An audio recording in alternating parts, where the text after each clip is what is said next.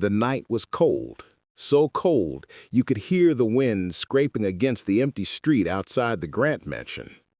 And that's when it happened. Helena Grant, the billionaire's glamorous but hot-tempered wife, shoved Mama Tia, the family's old nanny, straight out the front gate. One moment of anger, one reckless push, and the old woman fell to the hard pavement, unable to get back up. While Helena stormed inside, pretending nothing happened, someone else heard the faint cry.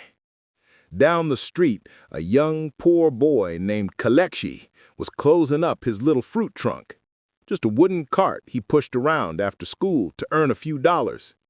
He was tired, hungry, ready to go home, until he heard that painful whisper. He ran toward the sound, then froze. There she was, Mama Tia, shivering on the cold ground.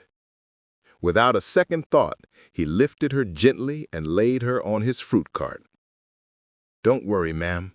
I'll get you help," he whispered. And then came the hardest part. Kalechi pushed that cart slowly, painfully, through the freezing wind, mile after mile toward the nearest clinic. His hands went numb, his legs nearly buckled, but he kept going. Because sometimes the poorest hearts love the deepest.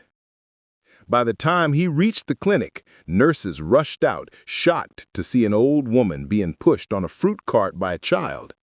Mama Tia was taken inside immediately.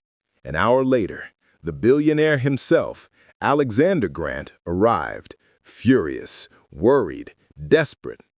When he learned the truth, he stared at his wife. Helena couldn't speak.